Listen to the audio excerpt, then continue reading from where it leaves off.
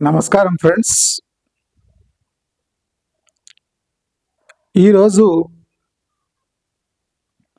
50 ఏండ్లు గడిచిన తర్వాత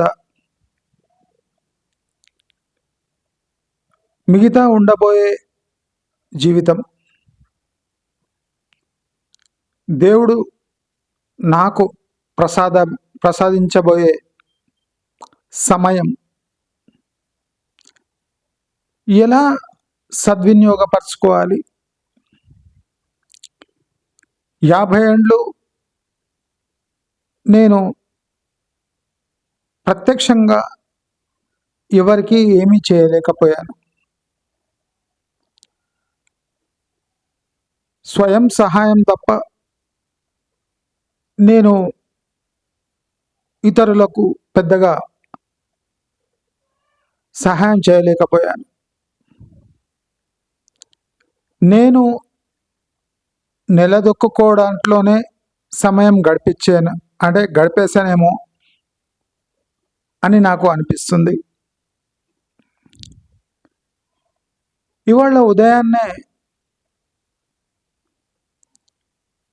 బడ్జెట్ రోజు, నాకు 50 ఏండ్లు నిండిన రోజు. నిర్మలా సీతారామన్ ఏదైనా అద్భుతాలు చేస్తుందేమో, సాయంత్రం కేక్ కట్ చేసే సందర్భం ఏమైనా ఇస్తుందేమో అని ఆశగా ఎదురుచూశాను. అనుకోకుండా ఈరోజే ప్రపంచం కుదిపేలా 2 సంఘటనలు జరిగాయి. ఒకటి, ఈ సిల్వర్ గోల్డ్ భారీగా పతనం కావటం, వారం నుంచి ఉత్కంఠకు తెరపడటం. నేను చెప్పినట్టు సామాన్యులు ఈ మార్కెట్లో ఏమీ చేయలేరు అని మీ అందరికీ స్పష్టత ఇచ్చాను.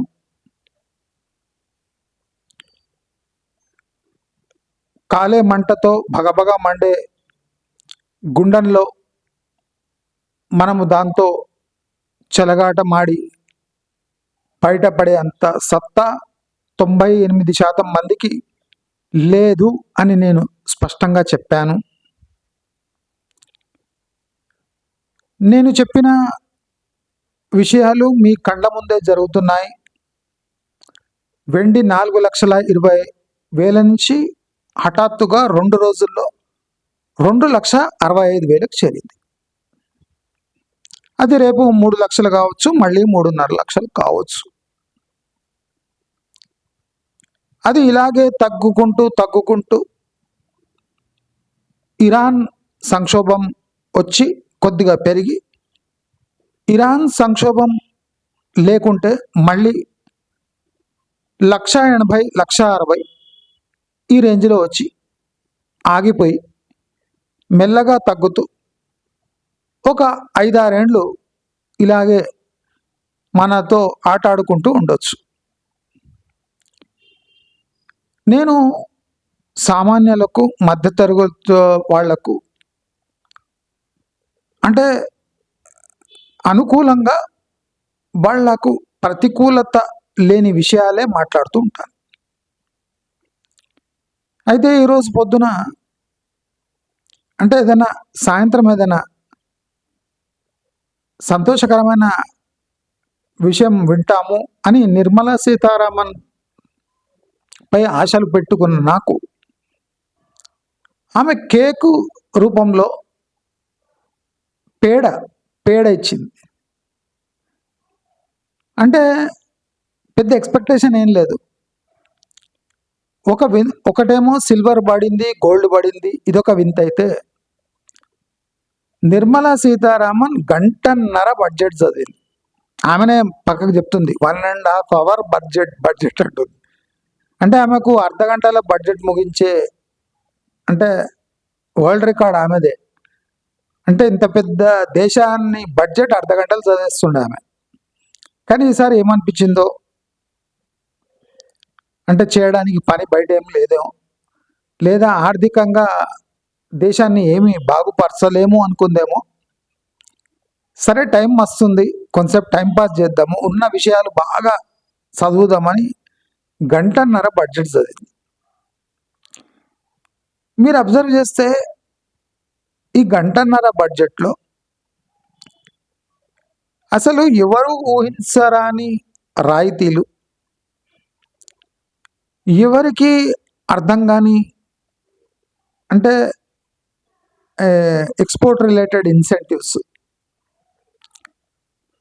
ప్లస్ మన భారతదేశంలో ఎంప్లాయ్మెంట్ అంటే ఛాలెంజింగ్ ఎన్వైర్న్మెంట్ ఉంటే దాని గురించి ఏదైనా ప్రోత్సాహకాలు, ఇన్కమ్ ట్యాక్స్, వెల్త్ ట్యాక్స్ లేదా ట్యాక్సెస్ పై ఈసారి ఏమీ ఉండదు అని మాకు ముందు నుంచే తెలుసు. అవేం పెద్ద ఎక్స్పెక్టేషన్స్ ఏం లేవు. కానీ సెక్టర్ వైజ్ ఇప్పుడు డిఫెన్స్కు బడ్జెట్ అలొకేషన్ అనేది ఒక స్పెషల్ అమెండ్మెంట్ ద్వారా ఇచ్చే ఛాన్సెస్ ఎక్కువ ఉన్నాయి. అందుకోసం డిఫెన్స్ బడ్జెట్ పై పెద్దగా నిర్మలా సీతారామన్ మాట్లాడలేదు. చాలా మందికి డిఫెన్స్ స్టాక్స్ పై, రైల్వే స్టాక్స్ పై, అదే కాకుండా ఏఐ రిలేటెడ్ కంపెనీస్, ప్లస్ ఈ అగ్రికల్చర్ పై సబ్సిడీలు, దీనిపై చాలా ఆశలు ఉండే. Agriculture sector, especially agriculture sector వాళ్లకు ఆగ్రో బేస్డ్ ఇండస్ట్రీస్ పై ఇన్సెంటివ్స్ వస్తాయేమో అని, లేదా ఎంఎస్పి పై ఏదైనా ప్రకటన వస్తుందేమో అని ఆశ ఉండే. అది కాలేదు.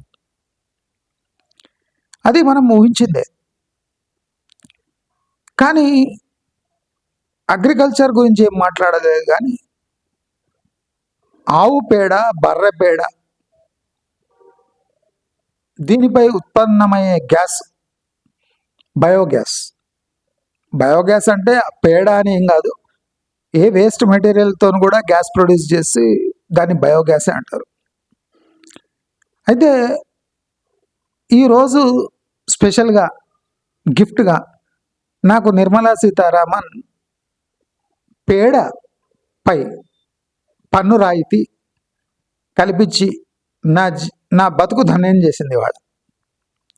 మీరు అబ్జర్వ్ చేయండి, మన బడ్జెట్ ఎలా డిజైన్ చేయబడుతుంది. ఆంధ్రప్రదేశ్లో రిలయన్స్ ఇండస్ట్రీస్ బయోగ్యాస్ ప్లాంట్స్ ఎందుకు పెడుతుంది అని నేను ప్రశ్న వేస్తున్నా మీకు. అసలు బయోగ్యాస్ ఏంది, దాంతో ఎంప్లాయ్మెంట్ ఏం జనరేట్ అవుతుంది? లార్జ్ స్కేల్ బయోగ్యాస్ ప్లాంట్స్ ఆంధ్రప్రదేశ్లో పోయి రిలయన్స్ ఇండస్ట్రీస్ ఎందుకు పెడుతుంది? Reliance industries biogas plants carbon credits కోసం పెడుతుంది. ఒకచోట రిఫైనింగ్, పెట్రోలియం రిఫైనింగ్, దాని కార్బన్ క్రెడిట్స్ ఇంకో చోట వసూలు.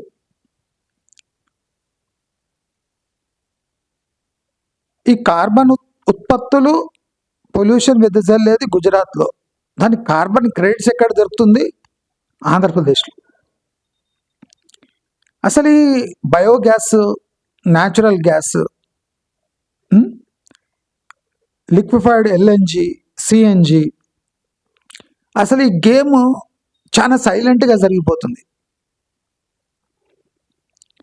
మీరు అబ్జర్వ్ చేయండి, గ్యాసు, పెట్రోలు, ఎలక్ట్రిసిటీ ఇవన్నీ ఇంటర్ కనెక్టెడ్ ఉన్నాయి. ఇప్పుడు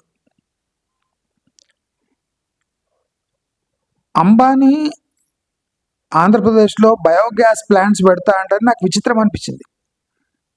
అసలు ఆంధ్రప్రదేశ్కి వచ్చి బయోగ్యాస్ ప్లాంట్స్ పెడితే ఆంధ్రప్రదేశ్కి పెద్ద లాభమేమి, ఎంప్లాయ్మెంట్ ఎక్కడి నుంచి వస్తుంది? ఈ రిలయన్స్ ఇండస్ట్రీస్ ఎందుకు పెడుతుంది ఇక్కడ తీసుకొని వచ్చి అని అప్పుడే నేను క్వశ్చన్ రైజ్ చేశాను.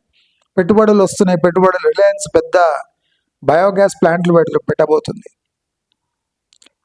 ఇప్పుడు ఈ బడ్జెట్లో బయోగ్యాస్ పై పన్ను ఎత్తివేత,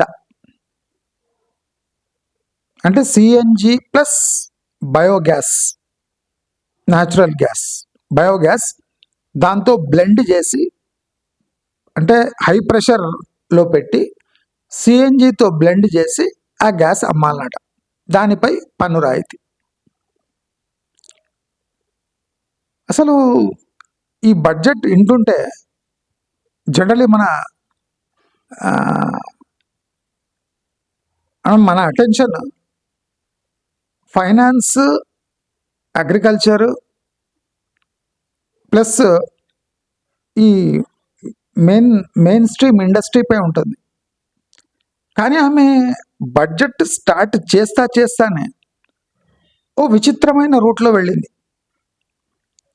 చాలా మందికి ఆశ్చర్యం కలిగించలేదు. కానీ ఈ అర్ధగంట బడ్జెట్ ముగించే మనిషి గంటన్నర ఎందుకు చదివింది? ఇప్పుడు మెయిన్ అజెండా ఏమంటే నిర్మలా సీతారామన్ ఈ బడ్జెట్ గంటన్నర సేపు ఎందుకు చదివింది? నేను కూడా అదే బడ్జెట్ వస్తుంటే నేను అస్సలు అటెన్షన్ పెట్టని బడ్జెట్ అంటే ఈ బడ్జెటే. ఎందుకంటే నాకు తెలుస్తుంది ఆమె అజెండా సెట్ చేసుకుని వచ్చింది. ఆ అజెండా ఏమంటే ఎవరెవరు ట్యాక్స్ బ్రాకెట్ బయట ఉన్నారో, ఎవరెవరు ఆస్తులు కూడా పెట్టుకున్నారో, ఎవరెవరు బ్లాక్ మనీ ఎక్కడెక్కడ పెట్టుకున్నారో, అది ఏ రూపంలో పెట్టుకున్నారో, ఏ దేశాల్లో పెట్టుకున్నారో మర్యాదగా వాటి లెక్కలు మాకివ్వండి. ఈ విషయం చెప్పడానికి ఒక బడ్జెట్ ప్రజెంట్ చేయడం జరిగింది. ఈ బడ్జెట్ కూడా అర్ధగంటలు అయిపోతుండే, అర్ధగంట కూడా అవసరం లేని బడ్జెట్ ఇది. కానీ ఈ వార్నింగ్ ఇవ్వాలి. ఉట్టిగా వార్నింగ్ ఇస్తే ప్రాబ్లం అవుతుంది, అది చట్టబద్ధంగా ఉండదు. కాబట్టి అఫీషియల్ వార్నింగ్గా ఒక అర్ధగంట కేవలం మీ ఆస్తులు ఎక్కడెక్కడ ఉన్నాయి, మీ డబ్బులు ఎలా సంపాదించారు, కావాలని డబ్బు ఎగ్గొట్టే వాళ్లకు నేను కల్పిస్తున్న రాయితీలేమి, చిన్న ఫైన్తో సరిపెడతానా, కోర్టుకు పోతే కోర్టు జైలు శిక్ష కాస్త ఫైన్గా మార్చొచ్చా, 2 ఏళ్ళు గరిష్ట జైలు శిక్ష. అంటే చూడండి, జడ్జ్మెంట్ మా ముందే చెప్పేస్తుంది. అంటే మీరు కోర్టుతో డీల్ చేసుకోండి అంటుంది. ఒక ఫైనాన్స్ మినిస్టర్ ఎంత ఘోరంగా మాట్లాడుతుందంటే 2 ఏళ్ళు గరిష్ట జైలు శిక్ష, ఇక్కడ వరకు సరిగ్గా ఉంది. కానీ జడ్జి గారు అనుకుంటే దాన్ని ఫైన్గా మార్చవచ్చు.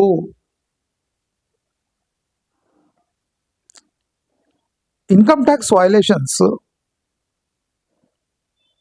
ఐదర్ ఖచ్చితంగా వయలేట్ అయి ఉంటాయి, దానికి పెనాల్టీ ఉంటుంది. అంటే మీరు క్రైమ్ చేయండి, రాయితీలు కోర్టు ద్వారా పొందండి.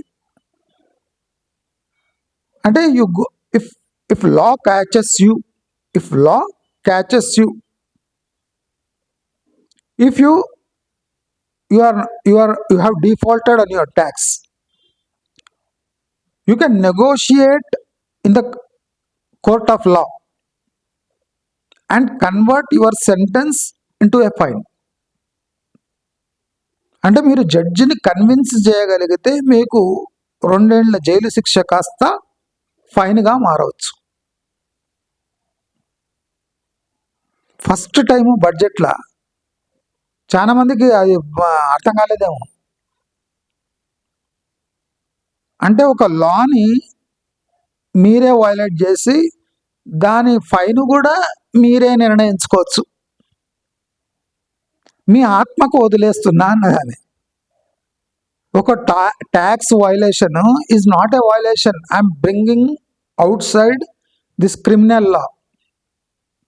క్రిమినల్ లా పరిధి బయట తీసుకొని వచ్చి నేను ఒక ట్యాక్స్ని మీ మనసు గిన అంగీకరించి నొప్పించి అంటే నొచ్చి మీ ఆత్మ మిమ్మల్ని ట్యాక్స్ నేను ఎగ్గొట్టినా అనిపిస్తే అది లా మిమ్మల్ని పట్టుకుంటే మీకు 2 ఏళ్ల జైలు శిక్ష కాస్త ఒక పెనాల్టీగా ఒక ఫైన్గా మారవచ్చు. ఈ దాన్ని సద్వినియోగం చేసుకోండి. ఏందిది? మోదీ దంచుతా ఉన్నాడు టేబుల్లో, దన్న దన్న దన్న దంచుతున్నాడు. ట్యాక్స్ అనేది ఇప్పుడు ఆత్మ సమస్యగా మారిపోయింది. ట్యాక్స్ ఒక లా కాదు, ఆత్మ సమస్య. మీకు ఆత్మ నొప్పించింది అనుకోండి, దేశాన్ని నేను మోసం చేస్తున్నా అనిపించింది అనుకోండి, మీరు బయటపడిపోయి ఒక 30% ట్యాక్స్ కట్టి బయటపడిపోయాడు తీసుకుపోండి. మీరు ఒక 10 ఏళ్ళు ట్యాక్స్ కట్టలేదు అంటే దానిపై ఆల్రెడీ మీకు కట్టని ట్యాక్స్ పై మస్తు డబ్బులు సంపాదించి ఉంటారు. దాంట్లో 30% కట్టేసి చెక్కేయండి.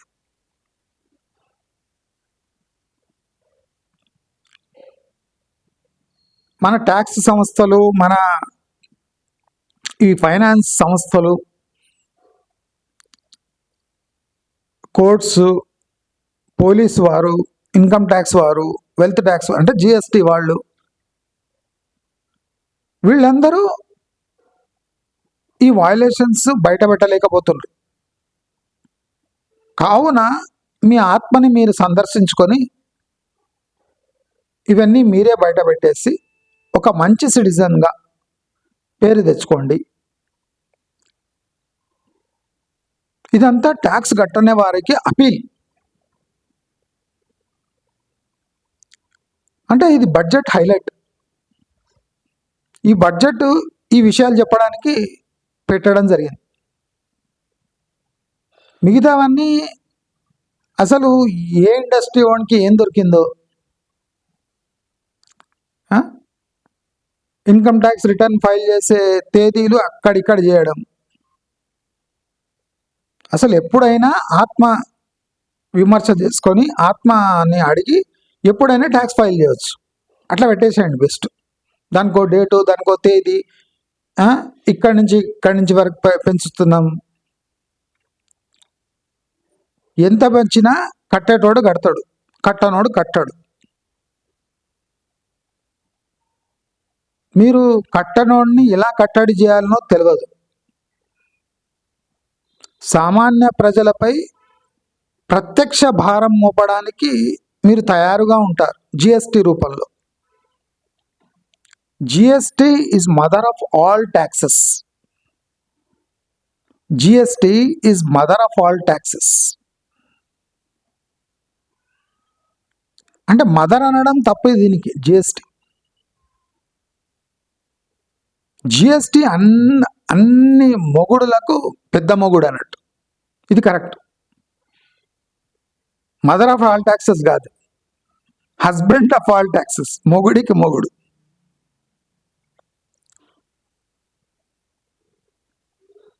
నెలకు 5,000 సంపాదించే వాడి దగ్గర కూడా జిఎస్టీ గుంజడం. బీపీఎల్ ఫ్యామిలీ అంటే రూపాయి బియ్యం తీసుకునే వాళ్ళ దగ్గర కూడా జిఎస్టీ గుంజడం. జిఎస్టీకి పరిమితులు లేవు. పిల్లవాడు చాక్లెట్ కొనుక్కొని తిన్నా జిఎస్టీ ఇవ్వాల్సిందే. అంటే చంటి పిల్లవాడు దగ్గర కూడా ట్యాక్సులు గుంజుతున్నారు. అంతే కదా. జిఎస్టీ అంటే ఏమి? అభం శుభం తెలియని పిల్లగాడు పోయి చాక్లెట్ కొనుక్కొని తిన్నా వాడు జిఎస్టీ పన్ను చెల్లిస్తున్నాడు. వానికి పన్ను విషయం తెలియదు కాబట్టి అన్ని చాక్లెట్లు తింటున్నాడు. వాడు చిప్స్ తిన్నా జిఎస్టీ. అంటే పెద్దవాళ్ళు, పెద్ద స్థాయిలో ఖర్చు చేసే వాళ్ళు, డబ్బు పొదుపు చేసుకున్న వాళ్ళు జిఎస్టీ కడతలేరు.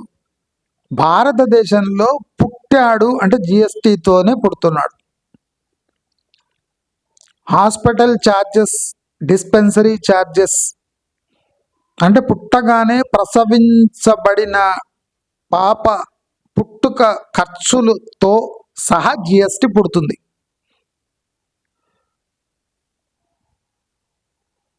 దీంటిపై ప్రతి సంవత్సరము దయా దాక్షిణ్యాలు బడ్జెట్లో తారుమారు అవుతుంటాయి అంతే.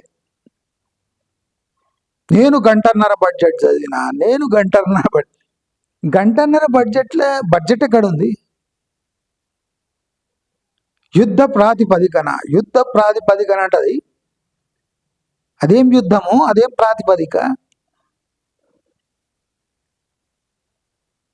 యుద్ధ ప్రాతిపదికన చేస్తా. దీని మధ్యలో తెలంగాణకి ఏం దక్కింది అని ఒక డిబేట్. దేశానికి ఏం దక్కింది? ఇప్పుడు మూడు చూడండి, ఈ బడ్జెట్ ఆంధ్రప్రదేశ్ కోసం సంక్షేమ బడ్జెట్, ఇది తెలంగాణ ఇతర రాష్ట్రాల కోసం కాదు. ఈ బడ్జెట్ రెండే అంశాలపై డిస్కస్ చేసింది. ఒకటి, చంద్రబాబు నాయుడు కోసం మేము పర్సనల్ ఒక బడ్జెట్ తయారు చేసినాము, అది వినండి. రెండోది, ఎవడెవడు ట్యాక్సులు వయలేట్ చేస్తున్నాడో, ఎగ్గొడుతున్నాడో వాళ్లకు మేము ఇచ్చే రాయితీలు. అంటే ట్యాక్స్ ఎగ్గొట్టేవాడికి బుజ్జగింపు, చంద్రబాబు నాయుడు పరిపాలించడానికి ఒక స్పెషల్ బడ్జెట్ ప్రస్తావన. తెలంగాణకి ఏమొచ్చింది? తెలంగాణకు Hyderabad to Pune, Hyderabad to Bengaluru, Hyderabad to Chennai high speed trains వచ్చినాయి.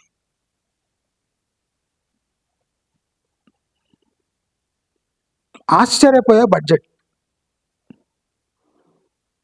మరి ఇక్కడ Amaravati to Pune, Amaravati to Hyderabad, Amaravati to Bengaluru, Amaravati to Chennai రావాలి కదా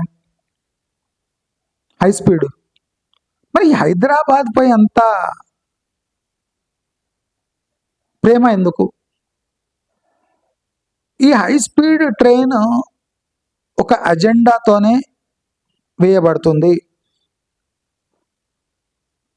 అందరూ భయపడే కొన్ని అంశాలు దీని వెనుక దాగున్నాయి. హైదరాబాద్ నుంచే ఈ సౌత్, అంటే పూనా కూడా సౌత్లోనే వస్తుంది వాడు రేపు, సౌత్ పూనా, బెంగళూరు, చెన్నై కనెక్టివిటీ ఎందుకు? హైదరాబాద్ నుంచే ఎందుకు? ఏదో ఉంది, మనకు తెలియని విషయాలు వెనుక జరుగుతున్నాయి. జాగ్రత్తగా ఉండాలి. రియల్ ఎస్టేట్లో ఉన్నోళ్ళు చాలా జాగ్రత్తగా ఉండాలి. దీంట్లో తెలియని విషయాలు బోలెడున్నా, తెలిసి కొన్ని అంటే డైరెక్ట్ వార్నింగ్స్ కొన్ని ఉన్నాయి. High speed train from Hyderabad to Poona, Hyderabad to Bengaluru, Hyderabad to Chennai, total south connectivity అనుకోండి. మరి ఈ 6 లేన్ హైవేస్, ఈ ఎక్స్ప్రెస్ హైవేస్ దేంతో పోటీ పడతాయి? అంటే ఓన్లీ గూడ్స్ ట్రాన్స్పోర్ట్ చేయడానికి ఈ ఎక్స్ప్రెస్ వేస్ నిర్మించబడాలి. Hyderabad to Bengaluru express way, Hyderabad to Chennai express way, Hyderabad Mumbai express way అయితే అది ప్రపోజల్ ఇదవుతుంది, దట్ ఈస్ డిఫరెంట్. అంటే ప్యారలల్గా passenger high speed networks plus transport కోసం ఈ ఎక్స్ప్రెస్ వేస్, అంటే డబుల్ ఖర్చు. దీంట్లో సెంట్రల్ పాయింట్ హైదరాబాద్. ఏదో పప్పు ఉడుకుతుంది, దాని వాసన వస్తుంది, కానీ పసిగట్టలేకపోతున్నాం. ఒకచోట ఆంధ్రప్రదేశ్ సమగ్ర అభివృద్ధి కోసం ప్రణాళికలు, ఒక స్పెషల్ బడ్జెట్.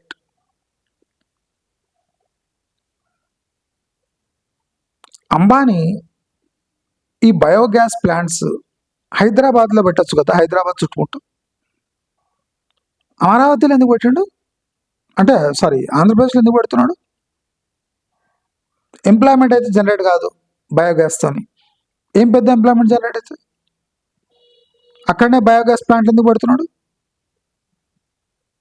ఇది $1 మిలియన్ క్వశ్చన్.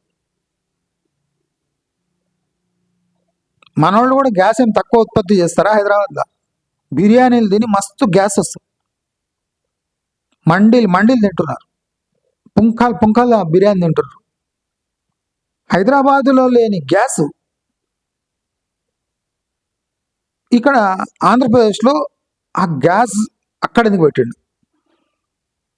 ఆంధ్రప్రదేశ్ వాళ్ళు అంత ఉత్పత్తి చేస్తుండ్రు ఆ గ్యాస్. హైదరాబాదులో లేని గ్యాస్ ప్రాబ్లమ్స్ మనకు ఆంధ్రప్రదేశ్లో ఎందుకు ఎందుకు వచ్చినాయి అంటే అక్కడ గ్యాస్ ఎందుకు ఉత్పత్తి?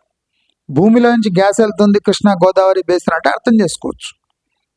మరి ఆంధ్రప్రదేశ్లో గ్యాస్ ఎందుకు అంత ప్రొడ్యూస్ అవుతుంది? అక్కడ బయోగ్యాస్ ప్లాంట్లు ఎందుకు పెడుతున్నాడు అంబానీ? ఈ డేటా సెంటర్ల కోసమే ఒక బడ్జెట్ ఎందుకు తయారైంది? హైదరాబాద్ నుంచే హై స్పీడ్ రైల్స్ ఎందుకు తయారవుతున్నాయి? కొంపదీసి హైదరాబాద్ స్పెషల్ ఎకనామిక్ జోన్ గా ప్రకటించి కామన్ ఎకనామిక్ జోన్ అని పేరు పెట్టే పనేమైనా జరుగుతుందా? Will Hyderabad become first and common capital for 2 Telugu states? Amaravati పూనుకున్న 20-25 సంవత్సరాల వరకు అభివృద్ధిలోకి రాదు. ఇది బడ్జెట్ సారాంశం. హైదరాబాదును పరోక్షంగా ఉమ్మడి రాజధానిగా చేసే ప్రయత్నం ఏమైనా జరుగుతుందా? నా దగ్గర ఉన్న సమాచారం మీకు చెప్తున్నా, ఇంకా నన్ను విడిచిపెట్టేయండి. మళ్ళీ సిల్వర్ లాగా మీరు వద్దన్నారు అవి పెరిగిపోయింది చూసినరా లేదా? 4.20 నుంచి 2.60కి వచ్చింది. నేను చెప్పినా కామన్ పీపుల్ ఆడే గేమ్ కాదు ఇది. ఎంతో మందికి వాచిపోయింటది, అది చూపించుకోలేక చస్తారు. ఇప్పుడు దాని సైకిల్స్ ఒక 2-3 డెకెడ్స్ అంటే 10-20 సంవత్సరాలు 30 సంవత్సరాల దాకా సబ్బుగా ఉండి ఒకసారి లేచి మళ్ళీ 10-20 సంవత్సరాలు సబ్బుగా ఉంటుంది. మీ ఇన్వెస్ట్మెంట్స్ అంతా బర్బాద్ అవుతాయి. ఫిక్స్డ్ డిపాజిట్ అని నేను 2 ఏళ్ళ నుంచి బతుకుంటున్నా. ఆపర్చునిటీ వచ్చినప్పుడు మీరు ఇన్వెస్ట్ చేయండి అని చెప్పిన. చాలా మంది సిల్వర్లో మీరు అమ్ముకోండి అన్నారు. నేను ఎవరికి కన్సల్టెంట్ కాను. ఎస్పెషల్లీ నేను స్టాక్ మార్కెట్స్, ఫ్యూచర్స్, డెరివేటివ్స్ దీని గురించి మాట్లాడా.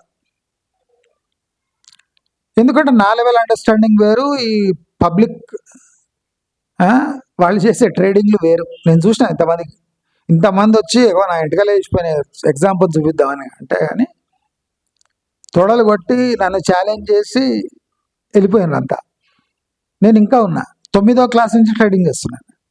ఫర్ యువర్ కైండ్ ఇన్ఫర్మేషన్, 9వ క్లాస్ థర్డ్ పార్టీ అకౌంట్స్లో ట్రేడ్ చేసిన మనిషిని నేను. అంటే నేను మేజర్ కాదు కనుక ఎవరిదో మేజర్తో ఒక పేరు పెట్టి దాంట్లో ట్రేడ్ చేసుకున్నాను. అప్పటి నుంచి ఇప్పటివరకు చేస్తున్నా. ఎంతోమంది తొడలు కొట్టేసి వెళ్ళిపోయారు. నేను అన్నీ చూసి మీకు ఏ అడ్వైస్ చేయను ఆ విషయాల్లో. నాకు కంపెనీస్ గురించి కొద్దిగా డీప్ నాలెడ్జ్ ఉంది, కానీ ఏం డిస్కషన్ చేయను. ఎందుకంటే 100 డౌట్లు అనవసరం, ఎత్తినొప్పి నాకు. కనుక నేను ఆ మెటల్స్ మార్కెట్ గురించి కూడా మీకు చెప్పాను. ప్లీజ్ మీరు అంత తొందర పడకండి. ఇప్పుడు చూడండి 420 నుంచి 260కి వచ్చేసింది సింపుల్గా 2 డేస్లో. ఎంతమంది లేచిపోయి ఉంటారు? పత్తా సాఫ్ అయిపోయి ఉంటుంది. ఇప్పుడు ఏమైనా అమ్ముతాడా? అమ్మాడు. ఎందుకంటే 4 లక్షలు మళ్ళా పోతే నేను నిన్న చెప్పినాను, గోల్డ్ పెట్టుకుంటాం, అమ్మం. సిల్వర్ ఉంటుంది, అమ్మం. అమ్మకుంటే వాల్యూ ఎట్లా బయటకు వస్తుంది? దాన్ని రాదు. దేశం ఇట్లే ఉండిపోతుంది. ఇప్పుడు సెంట్రల్ గవర్నమెంట్కి వచ్చిన టెన్షన్ అది. పైసలు ఉన్నాయి. ఇప్పుడు ఎవడైనా పుస్తలు అమ్మేయమంటే అమ్మదు. ఇప్పుడు పచ్చదారంతో తాలిపట్టు కట్టుకొని ఉంటే కూడా ఇవ్వడు ఏమన్నాడు. 1 గ్రామ్స్ గోల్డ్ తీసుకొని తాలిబొట్టు చేసుకుంటే ఇవ్వడు ఏమన్నాడు. వచ్చి గీకి చూస్తాడా ఎవడన్నా? కానీ తాలిబొట్టు అమ్మేయడం అంటే భర్తకు తిండి పెట్టకున్నా నడుస్తుంది, అక్రమ సంబంధాలు ఉన్నా నడుస్తుంది, పిల్లలకు పొద్దున టిఫిన్ పెట్టకున్నా నడుస్తుంది. కానీ తాలిబొట్టు మాత్రం సెంటిమెంట్. ఏం లేకున్నా తాలిబొట్టు ఉంటుందా? ఓ 2, 3, 4 తులాలు ఉంటుందా? అంటే ఏమర్థం? 5, 6 లక్షలు ఉన్నట్టే అర్థం. మెడల 5, 6 లక్షలు వేసుకొని తిరుగుతుంటుంది, ఎప్పుడు ఏడుస్తుంటుంది. భారతదేశంలో ఏమంటే తాళిబొట్టు, ఆ మొగుడికి తిండి కూడా పెట్టదు, పిల్లలకి పొద్దున బ్రేక్ఫాస్ట్ పెట్టదు, పందిలాగా 9 గంటల వరకు పండుకొని లేస్తుంది, అత్తామామ లేని ఇండలో పోతుంది. కానీ గోల్డ్ అంటే పెద్ద పిచ్చి సెంటిమెంట్. తాళిబొట్టు అని ఇట్లా అంటది. చేసేదేం లేదు, మళ్ళా చేసేవన్నీ లఫంగి పనులే.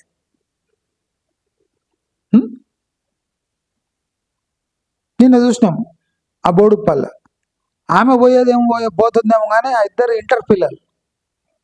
అసలు నాకు ఒకసారి ఈ బ్లాక్ మ్యాజిక్ ఉంటుంది అనిపిస్తుంది. ఆ ముగ్గురు ఆ మైండ్ సెట్ ఎంత స్ట్రాంగ్గా డెవలప్ అయింటే కానీ ముగ్గురు కలిసిపోయే ట్రైన్ ముందర పడారు. ఎవడైనా ప్రాణం తీసుకోవాలంటే ఆమె ప్రాణం తీసుకుందంటే అర్థమవుతుంది, ఆమె ఎమోషనల్గా బాగా అపివాల్తో ఉండొచ్చు. ఆ పిల్లలకి అంతా ఏముంటుంది? ఏమో టెంట్లలో ఉంటుండ్రా, గుడిసెల్లో ఉంటుండ్రా? పోయింది, ఇద్దరు పిల్లల్ని తీసుకొని చనిపోయింది.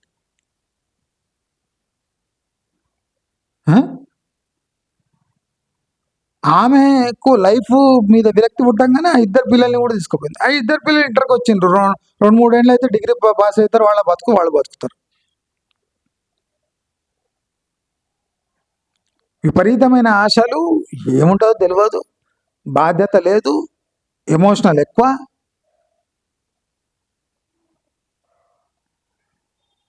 కాళ్ళకు మెట్టలు, గాజులు, తాలిబొట్టుంటే నీ డ్యూటీ అయిపోయినట్టే.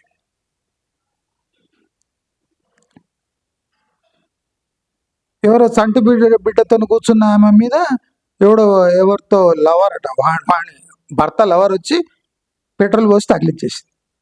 ఆమె కాలిపోయింది, ఆ చిన్న పిల్ల కాలిపోయింది. ఇది ఏం ప్రేమలు ఇవి? ఏం ఆడవాళ్ళ వీళ్ళు? ఏం ఆడవాళ్ళు వీళ్ళు?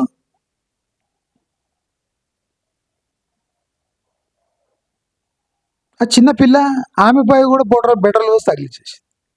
ఇదేం ప్రేమ? ఇదేం ఆత్మహత్యలు? ఇదేం ఆశలు?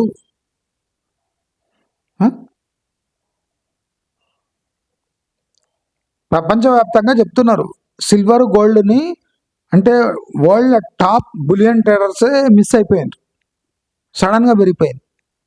మన ఇండియాలో అందరు ఎక్స్పర్ట్స్. మాకు తెలుసు, మేము ఇట్లా చేసినాం, మేము అట్లా చేసినాం, ఏం చేసినా మీరు ఏం చేయలేరు. అక్కడ అయిపోయింది, టైం అయిపోయింది, 4 లక్షలకు పోయింది, కిందికి వచ్చేసింది, అయిపోయాయి. పిడుగు పడ్డది. అందరూ పిడుగు అంటుంటే భారతదేశంలో కాన్ఫిడెన్స్ విపరీతం. చూసినావా? బంగారం వద్దు అన్నావు, వెండి వద్దు చూసినావా? ఎవడు చూడలేదు. అది సమస్య. ఇప్పుడు ప్రతి ఒక్కడు 98% మిస్ అయినరు. ర్యాలీ కాదు, ఇది స్కామ్. దీన్ని స్కామ్ అంటారు. ఈ స్కామ్ చూసి ఇండియాలో అందరూ ఆశపడ్డారు, స్కామ్ వెనక పోతారు. ఉన్నవన్నీ ఊడ్చుకొని జేబులు ఖాళీ చేసి మిమ్మల్ని బత్తల రోడ్డు మీద నిలబడుతుంది ఈ మార్కెట్. నేను అందుకోసం మీ అందరికీ ఫిక్స్డ్ డిపాజిట్ అని చెప్తే మీరు ఫిక్స్డ్ డిపాజిట్ అని చెప్పిండ్రు, రియల్ ఎస్టేట్ వద్దంటుండ్రు. రియల్ ఎస్టేట్ 300% పెరిగింది. సిల్వర్ సడన్గా 1-2 months 1 monthలోనే 4 lakhs టచ్ అయిపోయింది. సహజ సిద్ధంగా పెరుగుతుంటే డిమాండ్ సప్లై చూసుకొని, వార్ టైం చూసుకొని, ఎకనామిక్ అఫీవల్ చూసుకొని ఎవరైనా ప్రిడిక్ట్ చేస్తారు. తలా తోక లేకుండా 1,20,000 దాటంగానే సీదా 4 లక్షలకు పోయింది. మళ్ళీ 2,65,000 వచ్చింది. రేపు 2,30,000 వస్తుంది. ఇరాన్ వివాదం సమస్య పోతే 1,60,000 వచ్చి కూర్చుంటారు. ఏం బిక్తారు మీరు 4 లక్షలు కొన్నోళ్ళు? ఇలాంటివి మనం తట్టుకోలేము, ఈ దెబ్బలు కనుకనే నేను ఫిక్స్డ్ డిపాజిట్లో ఉండండి, మీరు ఇవన్నీ కోతి పనులు చేయడానికి పోకండి, ఉంటే అమ్ముకోండి అని చెప్పి. దీనికన్నా బెస్ట్ అడ్వైస్ ఎవడు ఇచ్చిండడు, ఇస్తాడు. కొనండి పడుతుంది, ఎట్లా అంటారు, 4 లక్షలు 6 లక్షలు పోతుండొచ్చు. ప్రతి దేశం ప్రపంచ యుద్ధం జరిగితే సిల్వర్ 6 కాదు 10 లక్షలు పోతుండొచ్చు. యుద్ధం జరుగుతుందా? గ్యారంటీ ఉందా? యుక్రెయిన్ యుద్ధం నెల లోపల సమస్య పోవాలి. ఇప్పుడు 2 ఏండ్లు 3 ఏండ్లు అయినా నడుస్తూనే ఉంది. పుటిన్కి అర్థమైతే లేదు ఏం చేయాలి. జెలెన్స్కీ తలగొక్కుంటున్నాడు. యూరోపియన్ యూనియన్ ఇంకేం మీ మీ డ్రామాలు ఇవన్నీ, మేము చేస్తున్నాము గ్యాస్ లేక అంటుంది. అంటే దిగ్గజ దేశాలే ఈ ట్రెండ్ని పట్టలేకపోతున్నాయి. మనం ఏం బిక్తాం? మన దగ్గర అంతా పోటుగాండి. యూట్యూబ్లో వచ్చి రావడం, కామెంట్లు పెట్టడం, వీడియో పెద్ద జీనియస్ ఉన్నట్టు. వెనక తిరిగి చూస్తే మొత్తం కాలిపోయి ఉంటుంది. వీడు వచ్చి కామెంట్లు పెడతాడు. అది దమ్ముంటే కొనేది ఉండే, మరి ఎందుకు కొనలేదు? నీ మొగోడు అయితే కొనేయాలి. చూసినావా, నేను 4 లక్షలకు అమ్ముకున్నా అని చెప్పాలి. పెరిగినాక నీవు వద్దన్న ఆ రోజు మేము కొనలేదు, నేను రియల్ ఎస్టేటే కొనొద్దు అంటున్నా. నేను కొనొద్దు అంటుంటే 60-70 లక్షల నుంచి 1.5 కోటి వరకు అమ్ముతున్నారు. అంటే నేను 60 లక్షలు 70 లక్షలకు వద్దు అంటే అది 1.5 కోటి 2 కోట్లకు కూడా అమ్ముతున్నారు. దమ్ముంటే కొనుక్కో, ఎవడొద్దు అంటుండు. దాని పర్యవసానాలు ఉంటాయి కదా, అవి నీవే అనుభవించాలి. ఏమి నేను బాండ్ పేపర్ రాసిస్తున్నాను, నేనేం కన్సల్టెన్సీ చేసినాను. సహజంగా చెప్తా, వద్దు నాన్న ఇట్లా కాదు, మీకు చేతనయ్యే పని కాదు. నాకు మీసాలు ఉన్నాయి, నాకు గడ్డాలు ఉన్నాయి, నాకు ఎంటికలు విరిగినాయి, ఎక్కడంటే అక్కడ అంటే పెంచుకో, ఎవడొద్దు అంటాడు. తొడగొట్టు, నీ తొడ నీ ఇష్టం. అల్లు అర్జున్ ఆ సీన్లో చెప్తాడు కదా, నా కాలు నా ఇష్టం. అల్లు అర్జున్లా ఉండు, మరి నా కాలుపై నేను పెట్టుకుంటా, జాబే మార్చేస్తా కానీ నా కాలు మించి నా కాలు తీయ. అది మొగతనం అంటే. చెయ్యి మరి. 4 లక్షలకు కొనేది ఉండే మళ్ళీ సిల్వర్, తెలుస్తుండే నీ కథ. నేను ఎందుకు ఫిక్స్డ్ డిపాజిట్లలో పెట్టండి అని చెప్తున్నా. ఫిక్స్డ్ డిపాజిట్ అంటే నేను అసలు పెట్టా, ఒక్క ఫిక్స్డ్ డిపాజిట్ లేదు నాకు. ఎఫ్డీలో పెట్టాను నేను. మీ అందరికి ఎందుకు చెప్తున్నా అంటే నా అనుభవం ప్రకారం చెప్తున్నా. లేదా నేను చేసుకుంటా అంటే అల్లు అర్జున్లా దమ్ముంటే చెయ్యి. నా కాలు నా ఇష్టం అను, ఎవడొద్దుంటాడు. నీ కాలు నీ ఇష్టం, ఎక్కడైనా పెట్టుకో, నెత్తి మీద పెట్టుకో. దయచేసి ఇప్పుడు చూడండి, ఒక ఫైనాన్స్ మినిస్టర్ బడ్జెట్ ఎంత క్యాజువల్గా కేర్లెస్గా ప్రజెంట్ చేసి మోదీ గుద్దుతూనే ఉన్నాడు, బల్ల వెళ్ళిపోయింది. ఎండ్ ఆఫ్ ది బడ్జెట్ అనేసి సడన్గా. ఏంది ఇది? అంటే డెమోక్రసీలో ఒక జోక్ అయిపోయింది బడ్జెట్. నేను ప్రతి ఏటా ఇన్కమ్ ట్యాక్స్ పై మాట్లాడు అంటలే. దేశంలో బర్నింగ్ సమస్యలు ఉన్నాయి. డేటా సెంటర్లు బర్నింగ్ సమస్య కాదు, gobar gas, biogas, CNG mix చేయడం పెద్ద సమస్య కాదు. ఫోటోవోల్టాయిక్ సెల్స్ తయారు చేసే పైన పెట్టే గ్లాస్ తయారీపై రాయితీ.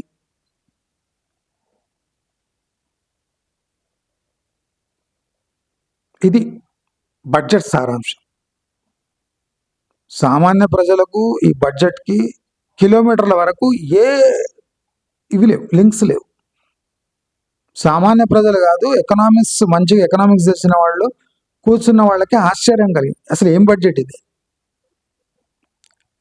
ఆ డెరివేటివ్స్ పై దానిపై ఆ ట్యాక్సులు పెంచడం కారణంగా మార్కెట్ పడ్డది. అదొకటి అర్థమైంది మార్కెట్కి. ఈమె డెరివేటివ్స్ ఫ్యూచర్ మార్కెట్ పై కన్నేసింది, దీన్ని గెలుకుతుంది అని పడేసింది తప్ప ఈ బడ్జెట్ ఇవ్వడానికి ఏం అర్థం కాలేదు.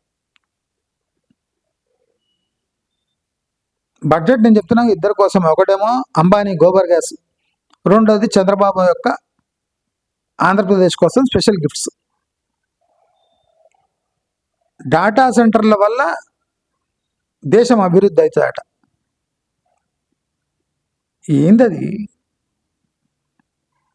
Data centre? మీరు చూడండి, హై టెక్నాలజీ ఏరియాస్లో స్పెషలిస్ట్ పనిచేసేలా వాళ్ళ శాలరీస్ పై, అంటే వాళ్ళ ఇన్కమ్ పై రాయితీ ప్రకటించారు 5 years. అంటే ఫారెన్ వర్కర్స్ ఇప్పుడు ఇండియాకి వచ్చి వర్క్ చేసే అన్ని ప్రొవిజన్స్ సెంట్రల్ గవర్నమెంట్ కలిగిస్తుంది. మళ్ళీ లోకల్ ఎంప్లాయ్మెంట్ గురించి నోరిప్పలేదు. ఇక్కడ లోకల్ ఎంప్లాయ్మెంట్ గురించి ఏం చెప్పింది నిర్మలా సీతారామన్ చెప్పాలనా, టూరిస్ట్ గైడ్లను తయారు చేస్తారట. ఓ 5,000 మందిని స్పెషల్ ట్రైనింగ్ ఇస్తారట. అంటే దేశం చూపియండి అని 5,000 మందికి ట్రైనింగ్ ఇస్తారట. ఇది ఉపాధిపై ప్రత్యక్షమైన బడ్జెట్లో ప్రసంగంలో ముఖ్యాంశం. దయచేసి ఒక పార్టీని నమ్ముకొని దేశం ఉండే సిచ్యువేషన్లో లేదు. మోస్ట్ బర్నింగ్ ప్రాబ్లమ్స్ని పక్కకు పెట్టేసి పనికి మాలిన విషయాలను బడ్జెట్లో ప్రస్తావించి గంటన్నర స్పీచ్ ఇచ్చి ఎవ్వరికి ఏం అర్థం కాకుండా పక్కకు వైదొలగడం మనం స్పష్టంగా చూస్తున్నాం. హైదరాబాదుపై వైఖరి మారుతుంది, అందరూ గమనించవలసిందిగా అందరికీ ఎస్పెషల్లీ రియల్ ఎస్టేట్ వాళ్ళకు కోరుకుంటున్నా. వరంగల్ ఎయిర్పోర్టు పెద్ద అబద్ధం. ఆంధ్రాలో ఎయిర్పోర్ట్ డెవలప్మెంట్ అత్యుత్సాహం. 12 వరుసల 6 వరుసల రోడ్ల వల్ల అభివృద్ధి కుంటుపడటము, పైసలు దండుగా చేయటమే. ఈ విషయాలందరూ గమనించండి, జాగ్రత్తగా ఉండండి. పన్ను గురించి దాని గురించి ఆలోచించకండి. మీ జీవితాల్లో సరిదిద్దుకోగల విషయాలపై మీరు దృష్టి పెట్టండి. ఎవడు హెల్ప్ చేసేవాడు లేడు. 2026 దరిద్రంగా ఉంటుందని నేను క్లియర్గా చెప్పిన. దీన్ని దృష్టిలో పెట్టుకొని రాజధాని హైదరాబాదుపై ఎంత పెట్టాలో అంతే పెట్టండి అని అందరికీ సూచిస్తూ, ఆంధ్రప్రదేశ్ డెవలప్మెంట్ కుంటబడబోతుంది ఇన్స్పైట్ ఆఫ్ బడ్జెట్లో ప్రొవిజన్స్. నేను చాలా క్రిటికల్ థింగ్స్ చెప్తున్నా. ఆంధ్రప్రదేశ్ అభివృద్ధి కుంటుపడడానికి సిద్ధంగా ఉంది. వీళ్ళ తాయిలాలు దాన్ని కప్పిపెట్టడానికే ఈ తాయిలాలు అని అందరికీ తెలియజేసుకుంటూ నమస్కారం.